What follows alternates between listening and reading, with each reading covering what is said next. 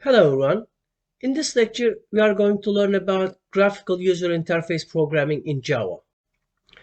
The objectives of this module are to understand the concept of a graphical user interface, to learn how to build graphical user interfaces and handle various GUI events, and to be able to recognize different components such as buttons, text field, frames, and other components.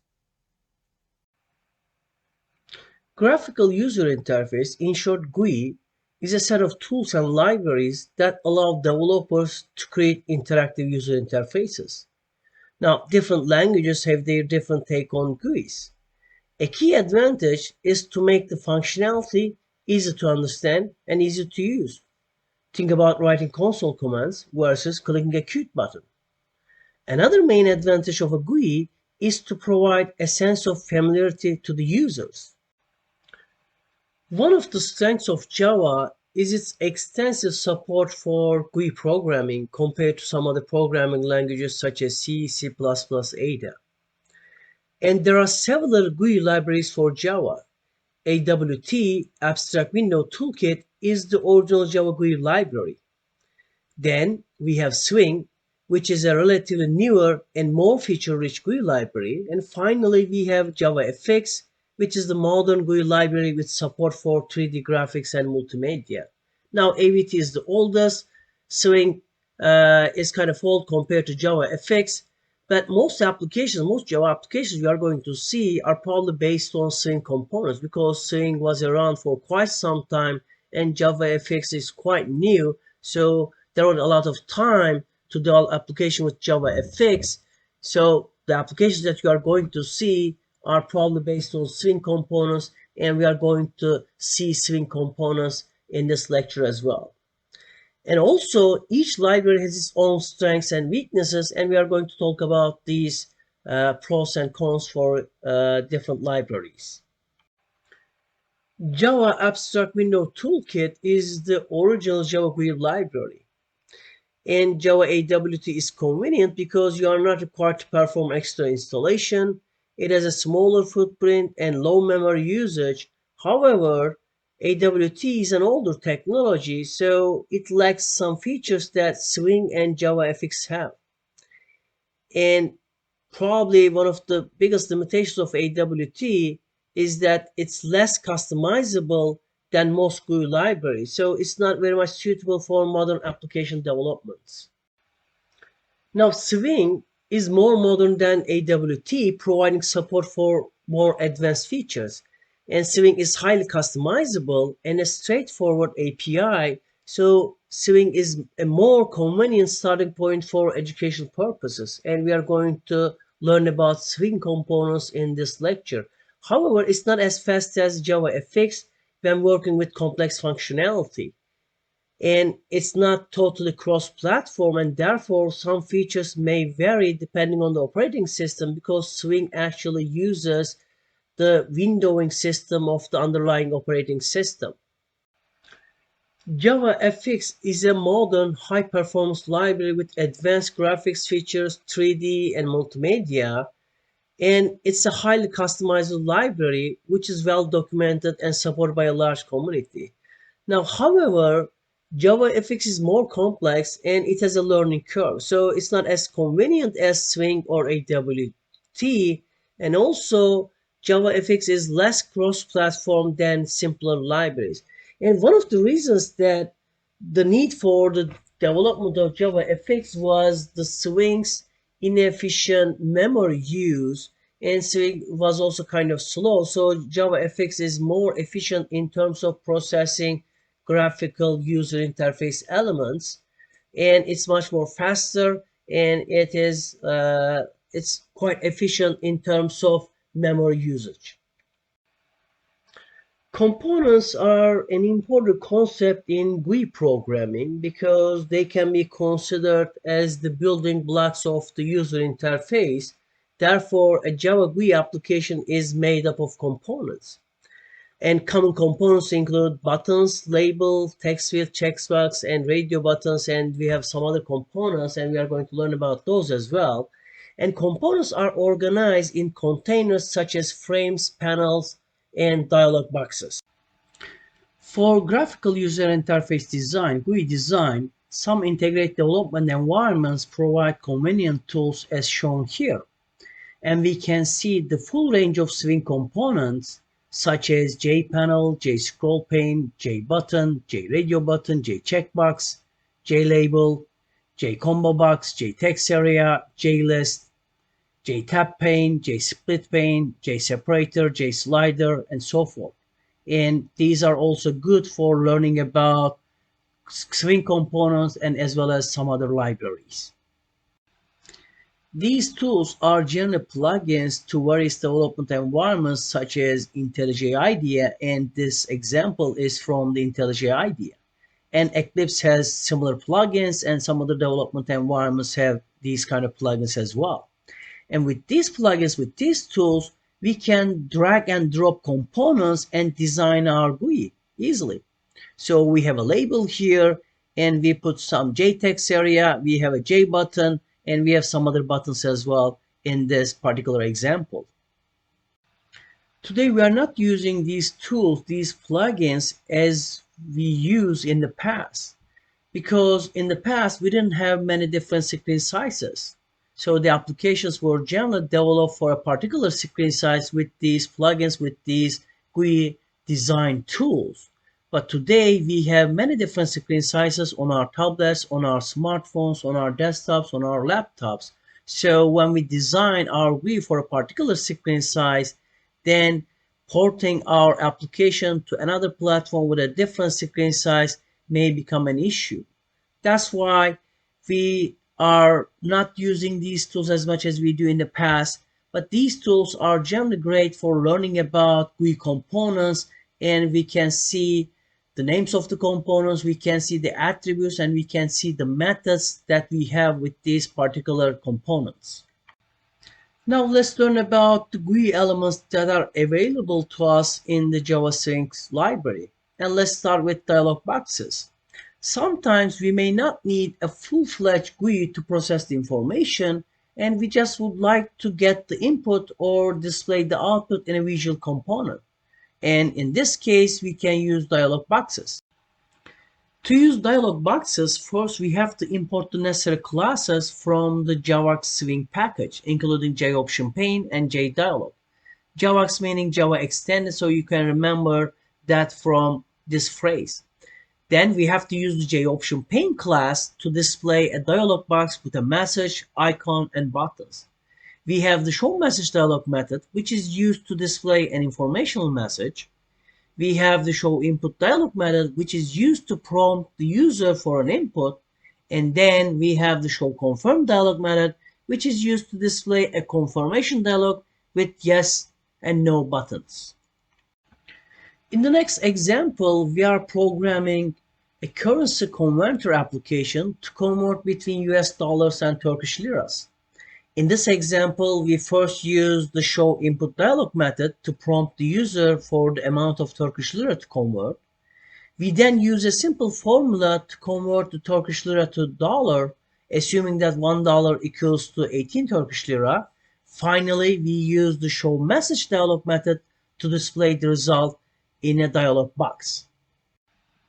And here is our currency converter application. First, we are importing the necessary package such as JavaX Swing JOptionPane. Then we are going to prompt the user for the amount of Turkish lira. And for this purpose, we are using the showInput dialog method from the JOptionPane class.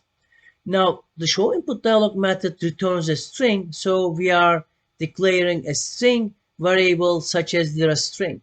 And then this method takes certain parameters such as the parent component, and we don't have a parent component here, and we can pass a message that can be shown in the dialog box, such as enter the amount of Turkish lira. Since this is a string, the input we get from the user is a string, and we want to convert this to another currency, so we need to parse this as a double. And remember that we have the double class from the Java language, and the double class has certain static methods, and parse double is one of them. So we are going to parse this string as a double, and we get the variable lira. Then we are going to convert lira to dollar with this formula, and then we are going to present the result in a dialog box to the user. For that purpose, we are going to use show message dialog from the JOptionPane class.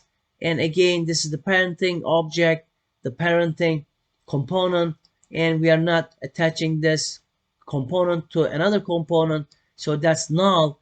And we can also pass the message as a parameter such as the equivalent amount in dollar is, and we are going to present the result for this currency conversion.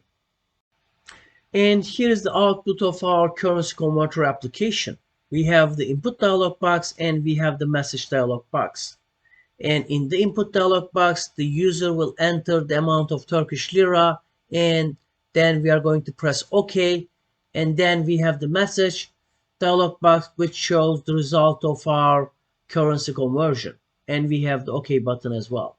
Now, what's good with Java in GUI programming is that with just one line of code, I get an input dialog box. And again, with just one line of code, such as JOptionPane show message dialog, and I pass some parameters, I get a message dialog box. And I get the necessary buttons with the necessary functionality, and which makes Java GUI programming easy, and I believe it's also fun as well. In the previous example, the show input dialog and show message dialog methods had their first arguments set to null, meaning that these dialog boxes are not attached to any parent component. And the second argument is the message to be displayed in the dialog box. And here is our show input dialog method and show message dialog method. The first arguments are null, meaning that these are not attached to any component. And we have the second argument, which is the message to be displayed in the dialog box.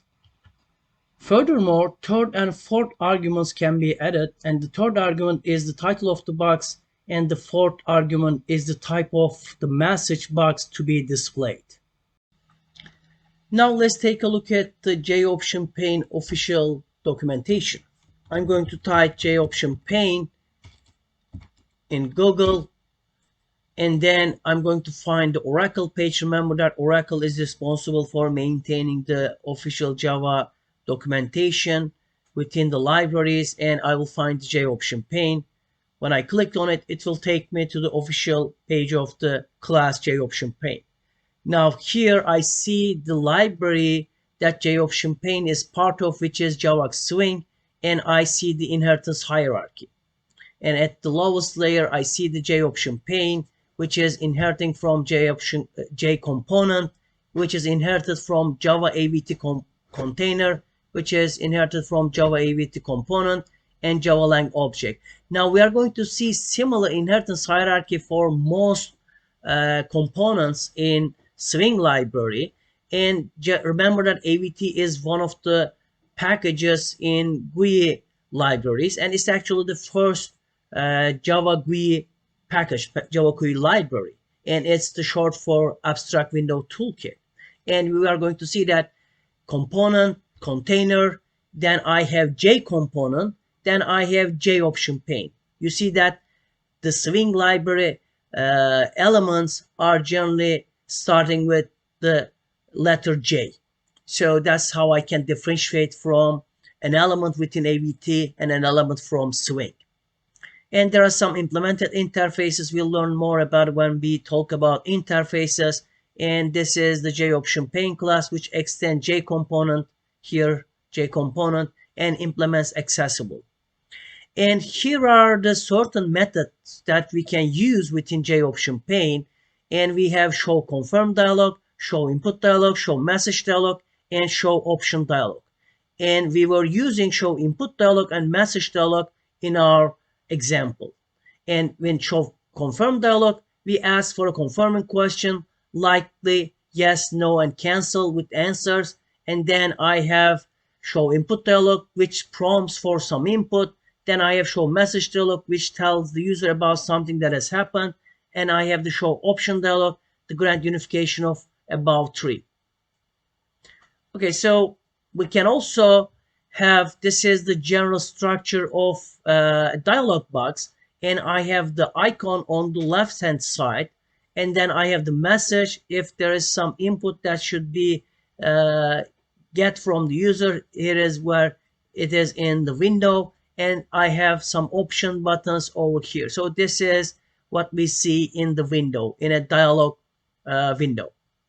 And here are some parameters. Remember that we were talking about the parent component. So it defines the component that's to be the parent of the dialog box. It's used in two ways. The frame that contain, it's used as the frame parent of dialog box. So we may have frames that we can attach these dialog boxes. Frames can be thought as windows in the Windows operating system or any kind of operating system. So frame and window can be thought as synonym. And we can also, in general, the dialog box is placed just below the component. So when we have a parent object, the dialog box will be placed within that frame, within that window. Okay. This parameter may be null, in which case a default frame is used as the parent and the dialog will be centered on the screen. And this is generally the case when we use the first parameter as null. Then I have the message, and I have the message type, and we are going to see examples of this. I may have an error message, information message, warning message, question, and plain message. And we will see that this will give me an icon to understand what kind of dialog box that I'm creating. Then I may have some options, option types, such as default option, yes, no option, yes, no cancel option, or okay, cancel option. So these are the buttons that I may be utilizing within this dialog box. And I may have options, icon, title, and initial value. And here are some of the dialog box options: yes option, no, cancel, okay, and closed option. As you can see, these are lettered, these are in capital letters, so they are actually constant with as an integer value. And here are some examples. We can see this is J option show message dialog. So this is an alert message, and store information, and for confirm dialog, and I may have some internal confirm dialog and so forth. And let's look at the methods, and these are the fields. It will tell us about the fields that I can use with the J option pane, such as cancel option, close, default, icon. Then I have information message. The ones that are in capital letters, remember we talked about this in our previous lectures, that we can have constants, and constants are following the snake naming notation, unlike the camel case naming notation. And here's the initial value, which follows the camel case naming notation.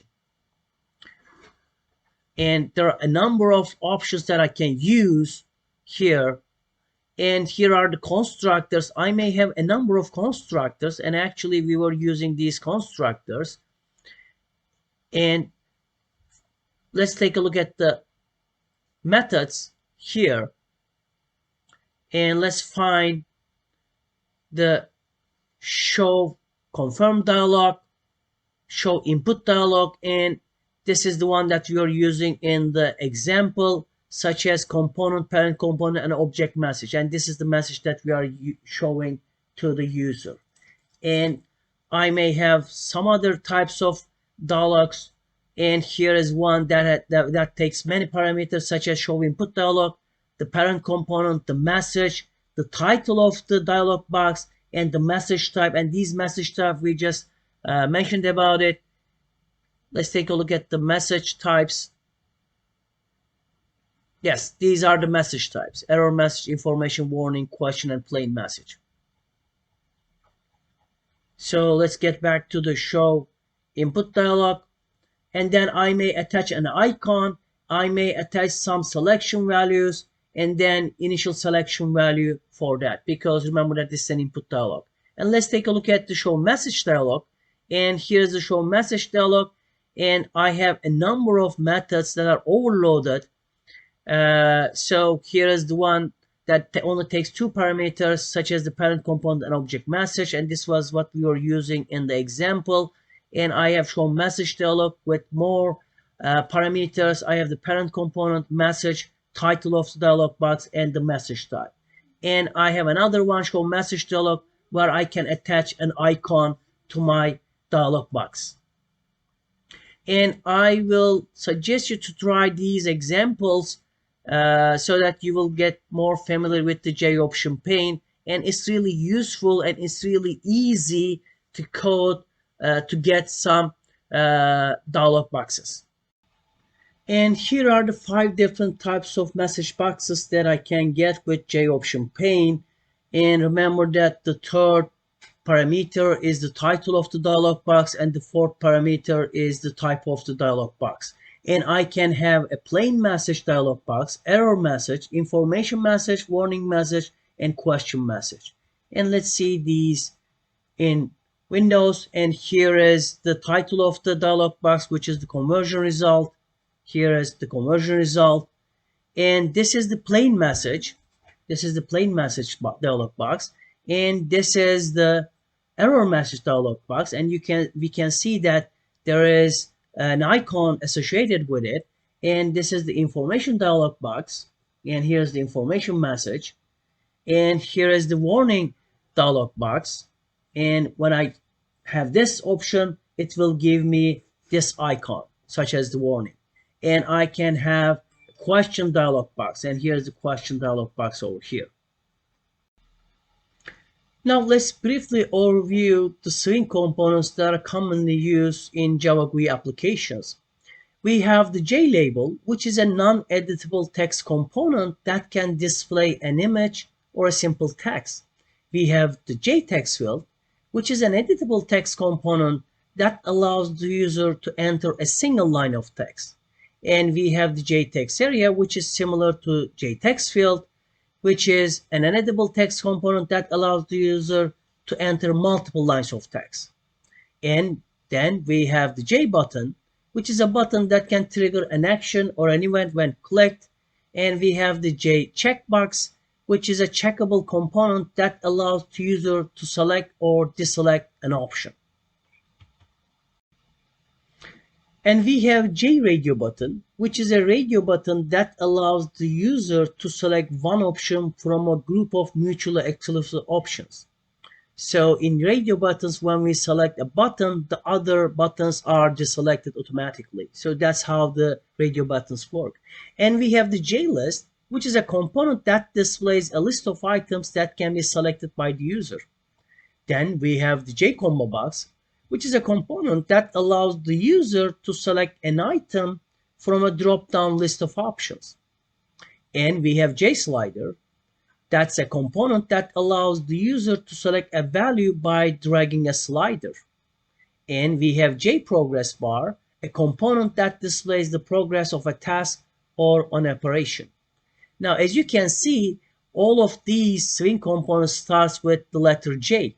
That's how we can understand that that's a swing component. And we have JTable, a component that displays data in a tabular format similar to a spreadsheet. We have JScrollPane, a component that provides scrolling for other components such as a JText area or JTable. And we have JPanel, a container component that can hold other components and can be used to organize the layout of a GUI. And we have JFrame, which is the main window of a GUI, which can hold other components and be customized with menus, toolbars, and other features. Now, JPanel and JFrame are containers that we can attach swing components. So they are the containers that we place all our GUI elements and organize them in the manner that we want to display to the user.